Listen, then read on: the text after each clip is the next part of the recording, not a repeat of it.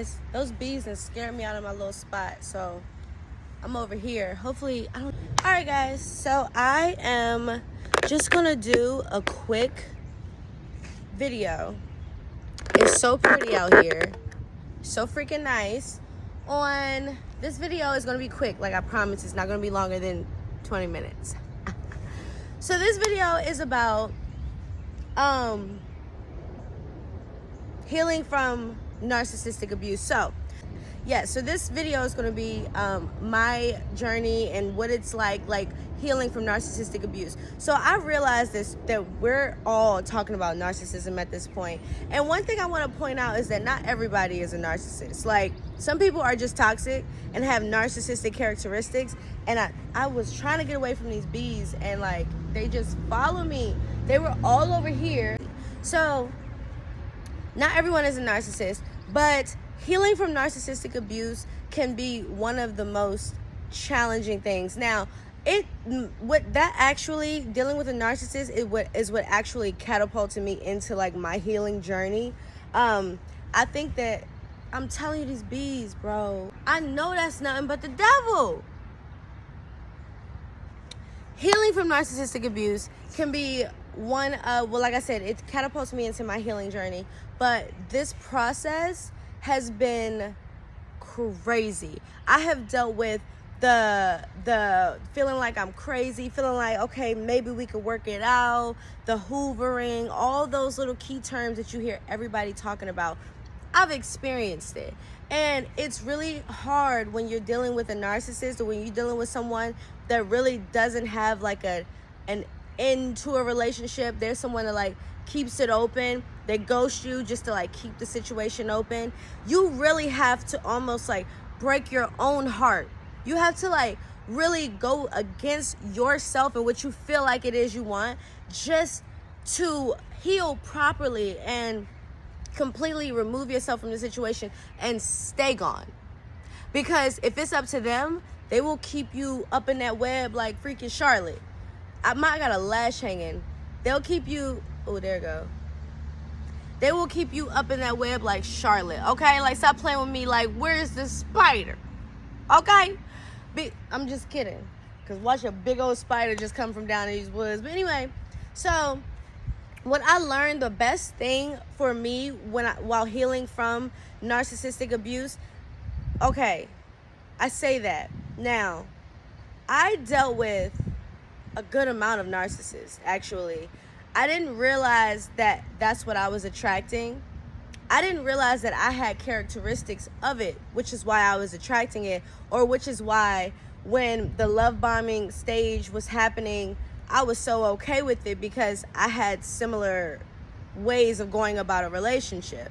But it would get to a point while I was in relationships that I would be like, oh, I know this isn't going to last. Like, I told one ex, like, I'm preparing myself now for us not to last. Because at that point, it was just so many relationships that they just weren't lasting. It's like, no matter how much I felt like, or we felt like we were in love, it just would not last. So where I have narcissistic characteristics, I'm not a narcissist. My narcissistic characteristics would be like, I was a love bomber.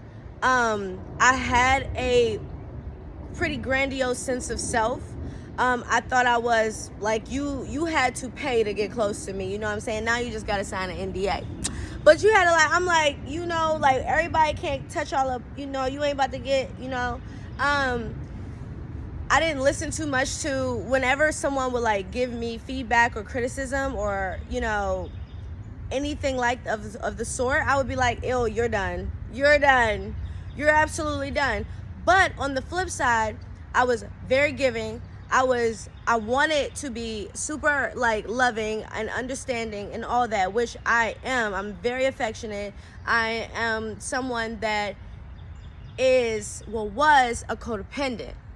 So I had narcissistic characteristics, but then to a narcissist, I'm like everything they want. Like, they want the codependent people. They want the ones that is going on the outside. It looks like it's harder for them. It's going to be harder for them to let go, because all they have to do as narcissists is latch on to you and get you depending on them in some way, no matter what it is. And then it's like, oh shoot, how dare you? Like, you gonna just leave? But then they know, like, when they do discard you, they can come back because you're codependent. You're not an independent. You say you're independent, but you're not really independent. You like almost have to be independent, but as soon as you find someone that's willing to come in and be that second hat to you, you latch on to them like it's freaking white on rice. And that's what they're looking for. So healing from that really looks like, it feels like breaking your own heart, but it really looks like loving yourself. Really learning now, like I said, I go back to the independent thing. Like, people say, oh, I'm independent. That just means you take care of yourself. That just means you're an adult. That just means you do the things you have to do because you don't have anyone else to do them. But loving yourself and self-love, maybe that's what, no, healing from, okay, that's what the video is. Healing from narcissistic, but it is self-love. And now when people say self-love, that does not mean, oh, that does not just mean, oh, I love myself, it's enough. But then you walking around here raggedy, you depressed and you don't even realize it. You're not combing your hair, you're not putting yourself first. People can still come around you and take from you. And trust me, while I was healing, this was still a thing. It just wasn't people I was dating. It was friends and family. And when I needed love and guidance and assistance, nobody was there for me, but they were only there to take it from me. And you don't realize, you're like, oh, okay, I'm not in a relationship, so I'm not doing it there. But you don't realize that you're still that person. You're still showing these characteristics. Narcissists are not just people you date. Narcissists are bosses, they're friends, they're your best friends, they're your cousins, they're your mom. They can be anything. So you really have to learn, okay, what is it that I'm not going to deal with anymore? What is it that no longer serves me? I'm not going to tolerate these things anymore. I'm going to get out, go to the gym. I'm going to eat better. I'm going to love myself. I'm going to take myself out. It's not just about dating, though. It's really about going within and really learning yourself all over again. That little girl, little boy that you left behind years ago,